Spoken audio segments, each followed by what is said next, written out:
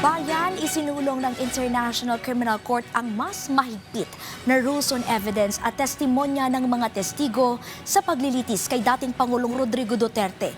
Nagbabalik si Elijah Canlas sa sentro ng balita.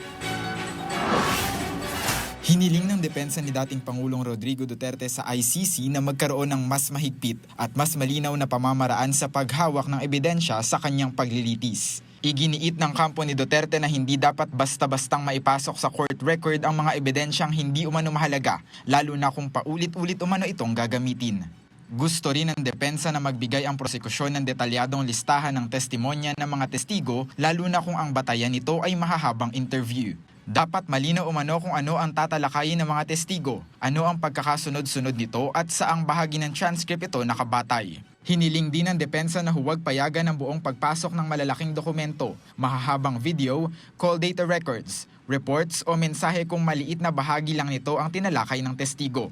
Samantala, sa hiwalay na submission ng ICC registry, hiniling nito na magtakda ng mas mabilis na proseso para sa mga in-court reductions o pagtakip sa sensitibong impormasyong nabanggit sa hearing. Ayon sa registry, dapat maisumite ang request para sa reduction sa lalong madaling panahon at hindi lalampas sa 12 minuto matapos mabanggit ang impormasyon sa pagdinig.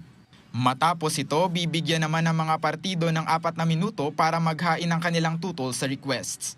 Layo nito na mabilis na maprotektahan ang sensitibong impormasyon habang nagpapatuloy ang paglilitis nang hindi naaantala ang takbo ng pagdinig. Hiniling din ng registry na gamitin ang Judicial Workflow Platform, kabilang ang Witness Entity at e-binders modules para mapanatili sa iisang sistema ang mga testigo, ebidensya at case record sa buong trial. Nakipagpulong na rin ang registry sa depensa, sa legal representatives ng mga biktima at sa prosecution, kaugnay sa paggamit ng platform.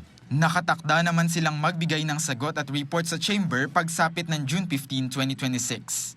Elijah Canlas para sa Pambansang TV, sa Bagong Pilipinas.